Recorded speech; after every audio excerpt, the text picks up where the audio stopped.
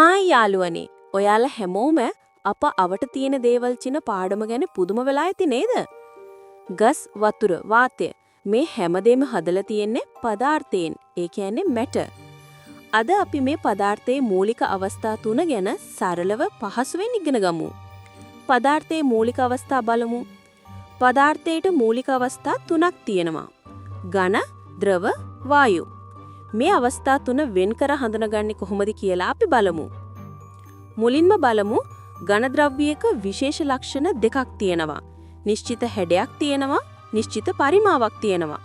උදාහරණ විදිහට ඉඳි කටුවක්, යකඩ ඇණයක්, ප්ලාස්ටික් පුටුවක්, කොස් ගසක් මේවා කුමන භාජනයක දැම්මත් Tamanගේ හැඩය සහ ප්‍රමාණය වෙනස් කරගන්නේ නැහැ. දැන් බලමු ද්‍රව ද්‍රව්‍ය මොනවද කියලා. ද්‍රවවල ලක්ෂණ මෙන්න මේවයි. නිශ්චිත හැඩයක් නැහැ. ඒත් Taman අඩංගු වෙන භාජනයේ හැඩය ගන්නවා. නිශ්චිත පරිමාවක් තියෙනවා.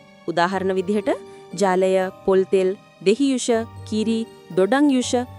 ඔබ වතුර වීදුරුවකට දැම්බොත් වීදුරුවේ හැඩය ගන්නවා.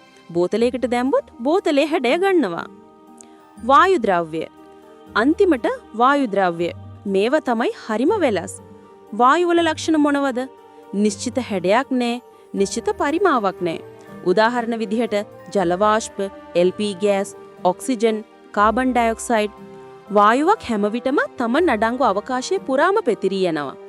සුවඳ කියන්නේත් වායු වර්ගයකට අයත් දෙයක්. හැබැයි යාළුවනේ අපාවට තියෙන හැමදේම පදාර්ථය නෙවෙයි. පදාර්ථයක් වෙන්න නම් ඒට ස්කන්ධයක් සහ ඉඩක්, ඒ කියන්නේ පරිමාවක් අවශ්‍යයි. සුවඳ සහ තාපය, ආලෝකය වගේ දේවල් ශක්ති ගණයට අයත් වෙනවා. මේවා පදාර්ථයේ ඝන, ද්‍රව හෝ වායු අවස්ථා නොවේ. ඉතින් ඝන, ද්‍රව සහ වායු ගැන ඔයාලට දැන් හොඳ අවබෝධයක් ලැබෙන්න ඇති. ඔයාලා දන්න පදාර්ථයට අයත් තවත් උදාහරණ කමෙන්ට් එකකින් අපිට කියන්න. මේ වීඩියෝ එකෙන් ඔබ වැදගත් යමක් අවබෝධ කරගත්තා නම් පදනම channel එක subscribe කර ඔබේ යාළුවෙකුට බලන්නත් share කරන්න. තවත් විද්‍යා පාඩමක් සමගින් අපි නැවත හමු වෙමු. ගිහින් එන්නම්.